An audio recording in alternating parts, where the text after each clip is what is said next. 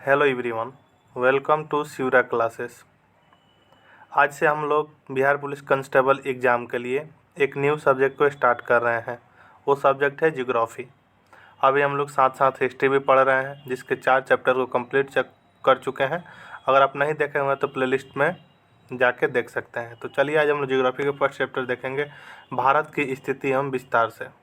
भारत की स्थिति एवं विस्तार को देखेंगे। भारत में स्थिति एवं विस्तार के जो इसको शॉर्ट्स नोट्स की तरह बनाया गया है, जो कि एग्जाम के दृष्टिकोण से महत्वपूर्ण है। ये वैसे ही प्रश्नों को सम्मिलित इसमें किए हैं जो कि आपके टू द पॉइंट एग्जाम में पूछे जाते हैं। तो चलिए हम लोग शुरू करते हैं। फर्स्ट है कि प्राचीन भारतीय भौगोलिक मान्यता के अनुसार भारतवर्ष किस द्वीप का अंग था। प्राचीन भारतीय भौगोलिक मान्यता के अनुसार जो है भारतवर्ष जो है किस द्वीप का अंग था, तो जम्बू द्वीप का अंश था। ठीक है। सर्वप्रथम जो है इंडिया शब्द का प्रयोग भारत के लिए किस भाषा में किया गया था। सर्वप्रथम जो है इंडिया शब्द का जो है प्रयोग भारत के लिए किस भाषा में किया गया था, तो ग्रीक में किया गया था। ठीक है। भारत जो है विषुवत रेखा के कौन सी दिशा में स्थित है, तो उत्तर में स्थित है। भारत जो है विषुवत रेखा कौन सी दिशा में स्थित है, तो उत्तर में स्थित है। इसका अक्षांशीय अगर विस्तार देखा जाए तो 8 डिग्री 4 मिनट उत्तर से 37 डिग्री 6 मिनट उत्तर अक्षांश के बीच स्थित है। ठीक है। वहीं अगर 68 डिग्री पूरब से 97 डिग्री 25 मिनट पूर्वी दशांतर के बीच स्थित है। ठीक है।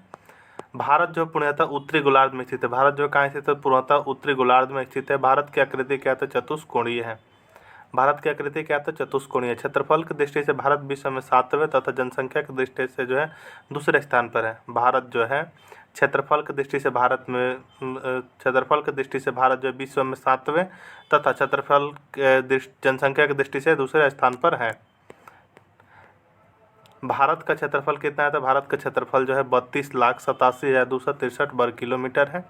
भारत की जो उत्तर से दक्षिण तक लंबाई कितनी है, भारत की जो है उत्तर से दक्षिण की लंबाई कितनी है, तो 3,214 किलोमीटर है। भारत की जो है पूर्व से पश्चिम तक की लंबाई कितनी है, तो 2,933 किलोमीटर है। कितना, तो 2,933 किलोमीटर है। आप लोग याद रखिएगा। भारत के स्थलीय सीमा की लंबाई कितनी है, तो भारत का स्थलीय सीमा की लंबाई जो है 15,200 किलोमीटर है। द्वीपों सहित भारत के तट रेखा की लंबाई कितनी है, तो 7,516.5 किलोमीटर है। 7,516.5 किलोमीटर है। भारत की तट रेखा की लंबाई कितनी है, तो 6100 किलोमीटर है। ठीक है। भारत का क्षेत्रफल जो विश्व के कुल भौगोलिक क्षेत्रफल का कितना प्रतिशत है। भारत का क्षेत्रफल जो है विश्व के कुल भौगोलिक का जो कितना प्रतिशत है, तो 2.4%। कितना, 2.4% है। भारत में जो कितने राज्य समुद्र तट रेखा में है। भारत में जो कितने राज्य जो हैं समुद्र तट रेखा में, तो 9 राज्य हैं। कौन कौन से, तो गुजरात है, महाराष्ट्र है, गोवा है, कर्नाटक, केरल, तमिलनाडु, आंध्र प्रदेश, उड़ीसा और पश्चिम बंगाल है। ठीक है। किस राज्य की तट रेखा सबसे लंबी है, तो गुजरात राज्य की जो तट रेखा क्या है, तो सबसे लंबी है। देखिए कौन सी अक्षांश रेखा भारत के मध्य से होकर गुजरती है, तो कर्क रेखा जो भारत के मध्य से होकर गुजरती है। भारत के कितने राज्यों को जो कर्क रेखा भारत के जो कितने राज्यों से जो कर्क रेखा गुजरती है, तो 8 राज्यों से गुजरती है। कौन कौन, तो मिजोरम है आपका, त्रिपुरा, पश्चिम बंगाल, झारखंड, छत्तीसगढ़, मध्य प्रदेश, राजस्थान, गुजरात से होकर गुजरती है। भारत के में जो है कितने राज्यों से होकर कर्क रेखा गुजरती है, तो 8 राज्यों से। कौन कौन, तो मिजोरम, त्रिपुरा, पश्चिम बंगाल, झारखंड, छत्तीसगढ़, मध्य प्रदेश, राजस्थान और गुजरात से होकर गुजरती है। भारत का जो दक्षिणतम बिंदु कौन सा है, तो भारत का दक्षिणतम बिंदु इंदिरा पॉइंट है। ठीक है। कौन, तो इंदिरा पॉइंट। नेक्स्ट है कि भारतीय भूमि का जो सर्वाधिक उत्तरी भाग है, इंदिरा कॉल। ठीक है।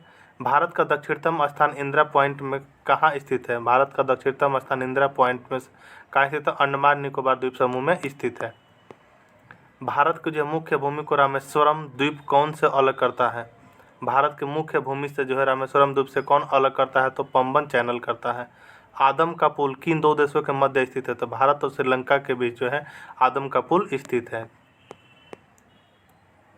एक द्वीप है कहाँ, तो गुजरात के तट पर। एक द्वीप है कहाँ है, तो गुजरात के तट पर है। डंकन पास किसके बीच स्थित है, दक्षिण अंडमान एवं छोटा अंडमान के बीच जो है डंकन पास स्थित है।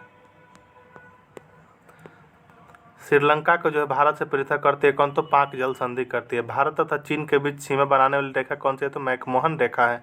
कोंकण तट कहाँ से कहाँ तक विस्तृत है? तो गोवा से जो है दमन तक कोंकण तट विस्तृत है। ठीक है।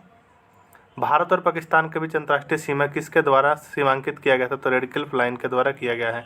भारत की सबसे लंबी अंतर्राष्ट्रीय सीमा किस देश के साथ है? तो बांग्लादेश के साथ है। भारत की जो है सबसे लंबी अंतर्राष्ट्रीय सीमा जो है किस देश के साथ? तो बांग्लादेश के साथ है। आप लोग याद रखिएगा। सबसे छोटी स्थलीय सीमा भारत के किस देश के साथ है? तो भूटान के साथ है। सबसे छोटी स्थलीय सीमा जो है भारत के किस देश के साथ है? तो भूटान के साथ है। भारत का जो है पूर्वी समुद्री तट किस नाम से जाना जाता है? तो कोरोमंडल से तट के नाम से जाना जाता है। भारत का जो पूर्वी समुद्र तट है वो किस नाम से जाना जाता है? तो कोरोमंडल तट के नाम से जाना जाता है। लक्षद्वीप समूह के द्वीपों की उत्पत्ति किस प्रकार हुई? तो प्रवाल उत्पत्ति से। किसके? तो प्रवाल उत्पत्ति से हुई। न्यू मूर द्वीप कहाँ है? न्यू मूर द्वीप जो कहाँ है? तो बंगाल की खाड़ी में है। स्वतंत्रता से पूर्व कौन सा भारतीय क्षेत्र जो काला पानी के नाम से जाना जाता था? तो अंडमान निकोबार द्वीप समूह जाना जाता था। लक्षद्वीप समूह स्थित है कहाँ? तो अरब सागर में स्थित है लक्षद्वीप समूह कहाँ? तो अरब सागर। कौन सा द्वीप जो भारत और श्रीलंका के मध्य स्थित है? तो रामेश्वरम द्वीप जो है भारत और श्रीलंका के मध्य स्थित है। थार मरुभूमि कहाँ पाया जाता है? तो राजस्थान में जो है पाया जाता है। कहाँ? तो राजस्थान में जो है थार मरुभूमि पाया जाता है।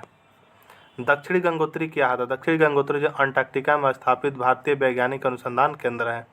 वर्तमान में भारत के किस स्थान को जो सफ़ेद पानी के नाम से जाना जाता है? तो सियाचिन ग्लेशियर को जाना जाता है। किसका? तो सियाचिन को जाना जाता है। हैदराबाद का जुड़वा नगर कौन सा है? तो हैदराबाद का जुड़वा नगर जो है सिकंदराबाद है। कोची का जुड़वा नगर कौन है? तो एर्नाकुलम है। कोची का जुड़वा नगर कौन है? तो एर्नाकुलम है।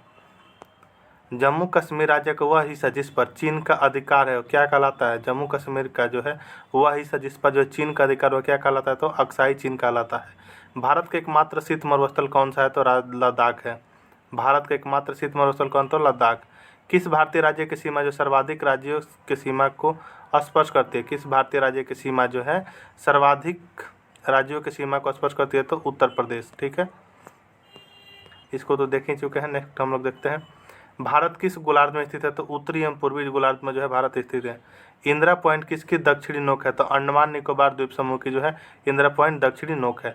भारत की सबसे बड़ी सुरंग जवाहर सुरंग किस राज्य में अवस्थित है? तो जम्मू कश्मीर में जो है भारत की सबसे बड़ी सुरंग जवाहर सुरंग कहाँ स्थित है? तो जम्मू कश्मीर में स्थित है। पटकाई की पहाड़ियाँ भारत को अलग करती है किससे? तो म्यांमार से। पटकाई की पहाड़ियाँ जो है अलग करती है किससे? पटकाई की पहाड़ियाँ जो है भारत को अलग करती है किससे? तो म्यांमार से करती है। भारत और पाकिस्तान के बीच सीमा का निर्धारण किसने किया था? तो सर सिरिल जॉन रेडक्लिफ ने किए थे। कौन सा राज्य जो है तीन तरफ से बांग्लादेश से घिरा है? तो त्रिपुरा जो है तीनों तरफ से जो बांग्लादेश से घिरा है कौन? तो त्रिपुरा। डुरंड लाइन जो है निम्नलिखित में से निम्नलिखित दो देशों के बीच की सीमा रेखा है। किसके? तो पाकिस्तान एवं अफगानिस्तान की। भारत के किस भाग में जो है बैरन ज्वालामुखी द्वीप स्थित है? भारत के किस भाग में जो है बैरन ज्वालामुखी द्वीप स्थित है? तो अंडमान द्वीप समूह में स्थित है। कौन से भारतीय राज्य में जो प्रातः काल में सूर्य की किरणें सबसे पहले पड़ती है? तो अरुणाचल प्रदेश में पड़ती है। नेक्स्ट है कि भारत के किस प्रदेश की सीमाएं तीन देशों को क्रम से नेपाल, भूटान एवं चीन से मिलती है? तो सिक्किम। किस प्रदेश की सीमाएं जो है तीन देशों से मिलती है? तो नेपाल, भूटान एवं चीन से तो सिक्किम मिलती है। ठीक है। अगर आपको वीडियो हेल्पफुल लगा है तो चैनल को सब्सक्राइब जरूर कर लीजिए। मिलते हैं हम नेक्स्ट वीडियो में भारत के पर्वत के साथ। तब तक के लिए जय हिंद। इसी तरह आपको 5-5 मिनट 10-10 मिनट के छोटे छोटे टॉपिक लेकर आएंगे जो कि एकदम मोस्ट इम्पॉर्टेंट होंगे। आपको रिवीजन के तौर पे ले सकते हैं या अभी तक नहीं पढ़े हुए तो उसको भी देख सकते हैं। बहुत ही फ़ायदेमंद होगा। तो आप लोग वीडियो को शेयर ज़रूर कीजिएगा अगर आपको अच्छा लगा है तो। अगर अच्छा नहीं लगा तब कमेंट में कमेंट करके बता सकते हैं कैसा लगा आपको। अगर कुछ गलती हुई तो माफ़ कीजिएगा। अगर गलती हुई है तो कमेंट में कमेंट करके बताइएगा, सुधार करने का प्रयास करेंगे। तो चलिए हम लोग मिलते हैं नेक्स्ट वीडियो में। तब तक के लिए जय हिंद।